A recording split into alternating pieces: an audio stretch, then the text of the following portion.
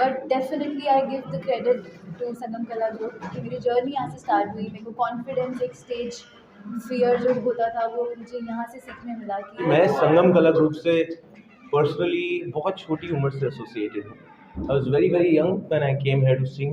लगती है, लेकिन बिकॉज ऑफ सूद साहब ही has such a wonderful team of helpers जो सेल्फलेसली काम करते हैं। संगम कला में नए टैलेंट को चांस दिया जाता है, तो मुझे यकीन है कि जो भी नए म्यूजिशियंस हैं, आप इंस्ट्रूमेंट जो भी प्ले करते हैं, एक बारी इस प्लेटफॉर्म पर आए, आपको ज़रूर मौका भी मिलेगा और आपको अपनी किस्मत आजमाने का जो मौका मिलेगा वो आपका नया एक्सपीरियंस होगा और शायद आपको यहाँ से बहुत आगे जाने का मौका मिले।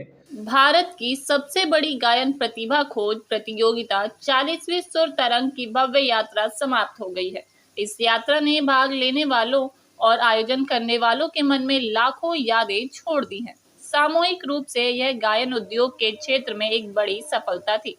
ग्रैंड फिनाले 11 अक्टूबर को कमानी ऑडिटोरियम में हुआ और इसमें कुछ बेहतरीन गायकों ने इस जबरदस्त प्रतियोगिता का विजेता बनने के लिए अपना सब कुछ झोंक दिया। पद्मश्री से सम्मानित गजल गायिका पेनाज मसानी के साथ साथ बॉलीवुड गायिका रूपाली जग्गा, अम्बी, पंजाबी गायक अशोक मस्ती और इंडियन आइडल फेम मोहित चोपड़ा ने अपनी प्रस्तुति से कार्यक्रम को और अधिक सफल और सभी के लिए उत्साही बना दिया। जनाब वी.के. सूद साहब से सालों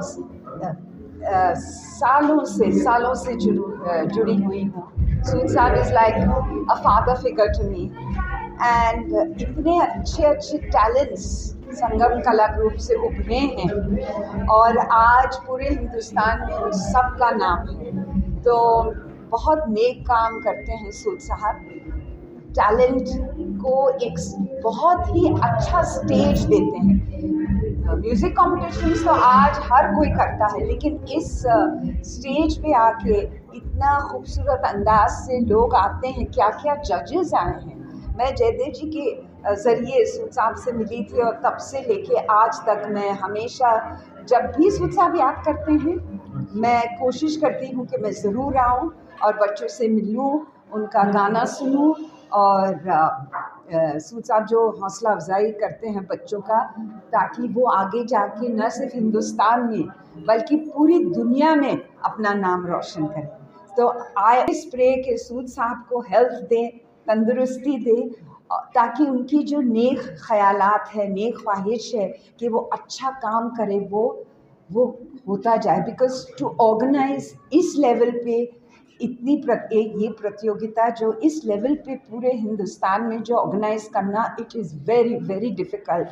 कितने बजट प्रॉब्लम्स होते हैं, कितने फाइनेंशियल प्रॉब्लम्स होते हैं, कितनी मेहनत लगती है, लेकिन बिकॉज ऑफ सूद साहब he has such a wonderful team of helpers जो सेल्फलेसली काम करते हैं, सेल्फलेसली जस्ट फॉर द संगीत के लिए वो काम करते हैं। तो बहुत बड़ी ग्रेट स्ट्रेंथ टू सूद साहब। Thank you. वैसे तो 45 साल की एग्जिस्टेंस है ग्रुप की। 40 साल से हम लोग ऑर्गेनाइज कर रहे हैं। सुतरंग नेशनल सिंगिंग टैलेंट है, 40th है और लगातार भगवान करा रहा है। मैं नहीं समझता कि सिर्फ हम ही कर सकते हैं, but it is God's desire and grace. वो चल रहा है। अच्छे एमेच्योर सिंगर्स जो एक तलाश में है कि अच्छा प्लेटफॉर्म मिले, वो हम लोगों को आगे प्रमोट करते हैं, मौका देते हैं कि ऐसा वी डिस्कवर देम एंड फिर इंडस्ट्री में कोई इस्तेमाल करना चाहते हैं। कोई ज़माना था ना तो कोई ऐसा जरिया था, और ना कोई टीवी थी, ना रेडियो था, ना कोई। शुरुआत भी सारे गाँव में बाकी मैं कह सकता हूँ खुल के कि हमने कराई। सारी टीम सारे गाँव में बाकी दिल्ली आई थी and they wanted something and we are the only people who are doing the competition that time. वो उसी टाइम से उन्होंने हमारे जो चुने हुए 15-20 लोग थे, उन्हीं से पहला प्रोग्राम शुरू किया था।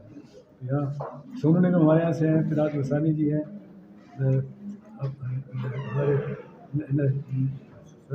हैं पेनाज शिरा घोषाल और बहुत सारे और जो कलाकार हैं, जावेद अली हैं।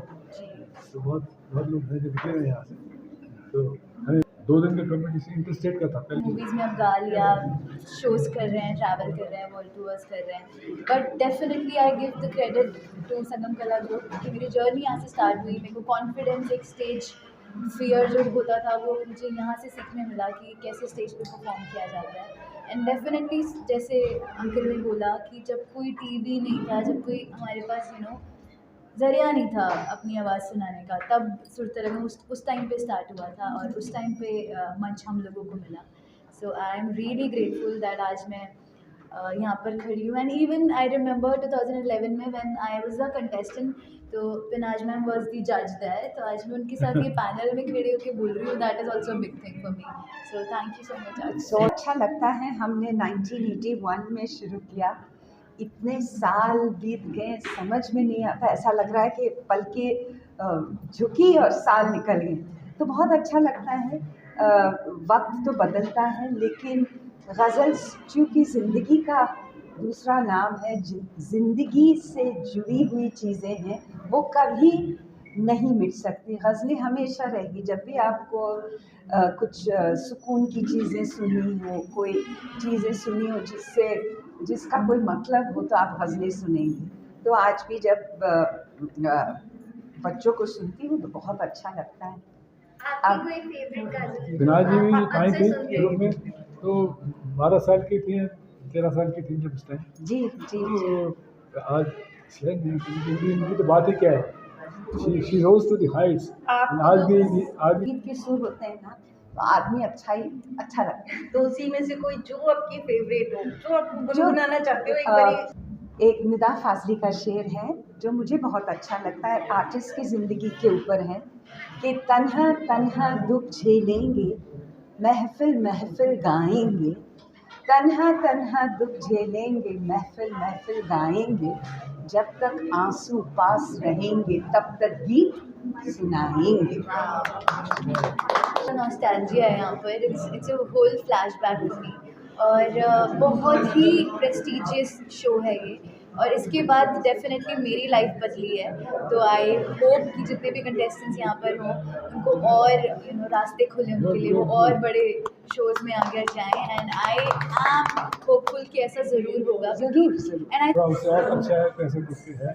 अभी दे ऑल वेरी सिविल, उनको डिस्करेज नहीं करते हैं, उनको कहते हैं कि तुम घबराओ नहीं, तुम्हारा चांस है।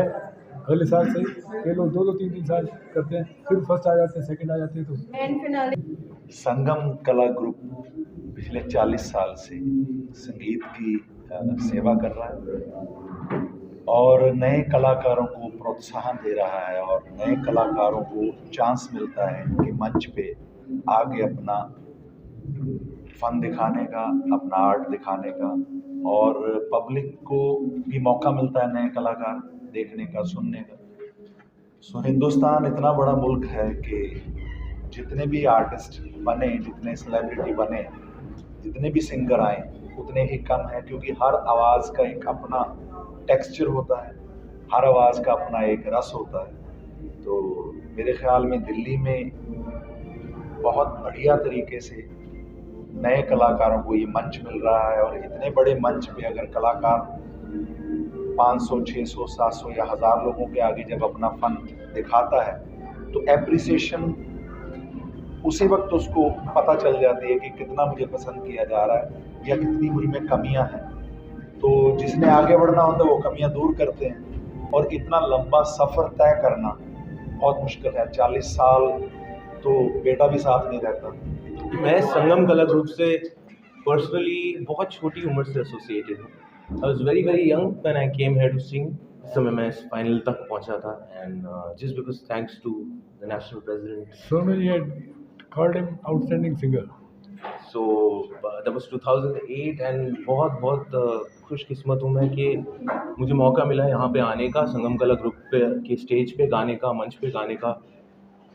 And all I have to say is कि जितने भी सिंगर्स यहाँ से निकलेंगे, I am definitely sure that dream of them becoming something, that name, कि वो यहाँ से पहुँच करके, अब हर सिंगर ड्रीम देखता है, जब स्टेज पे खड़ा होता है वो बाद में घर जाके भी सोचता है कि अब यहाँ से, जैसे इन्होंने बोला, आगे की जर्नी वो सोचता है। तो आगे यही है कि you have to think good, you have to be on the right track, and this stage gives a lot if अच्छे से आप मेहनत करोगे अपने सुरों पे, अपने गायकी पे, since it is a singing platform.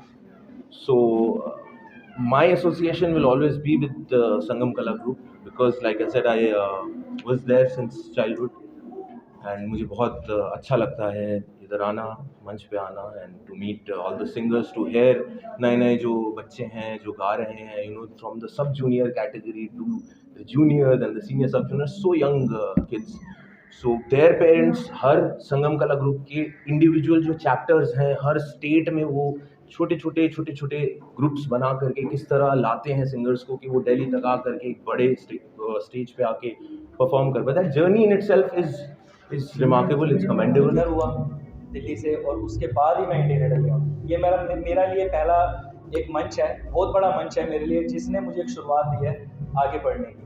तो बहुत बहुत आभारी हूँ मैं संगम कला का. से निभा रहे हैं और नए नए बच्चों को मतलब ऑफर देते हैं, उनको एक नया प्लेटफॉर्म देते हैं. तो मैं तो सूद साहब जी को भगवान मानता हूँ, सच बता रहा हूँ मैं, क्योंकि मेरे लिए इसलिए वो भगवान है क्योंकि जब मैं भी यहाँ आया था तो मैं भी बहुत टूटा हुआ ही आया था कि यार मेरा कब मौका लगेगा कि मैं मुंबई जाऊँगा. और सच बताऊँ यही वो प्लेटफॉर्म है. इससे पहले भी मैंने बताया कि मैं 14 में विनर हुआ, मैंने 92.7 बिग एफएम में परफॉर्म किया, बट जो मैंने यहाँ परफॉर्म किया ये मेरे लिए लकी स्टेज है. यहाँ से मैंने परफॉर्म करते ही, विनर होते ही, इसके विदिन 1 मंथ ही मुझे ऑफर आ गया था इंडियन आइडल का. और वो भी सूद साहब ने मुझे बताया कि साइलेंट ऑडिशन हो रहे हैं बेटा, तूने आना है, कैलाश कॉलोनी में साइलेंट ऑडिशन हो रहे हैं. तो मैं भी बस ऐसे चला गया और वो फॉर्म पर भी मेरा नाम था जो सूद साहब जी ने वहाँ इंडियन आइडल वालों को दिया था कि मोहित है, बहुत अच्छा गाता है, तो ज़रूर इसको आप सुने. तो सूद साहब जी के लिए मैं क्या कहूँ, स्टेज के लिए भाई ये है कि जो भी बच्चा यहाँ पर परफॉर्म करेगा मुझे ऐसा लगता है कि वो कुछ सीखेगा और आगे ही बढ़ेगा. ये तो मैं जानता हूँ इतना, ये मेरा एक्सपीरियंस है पर्सनली.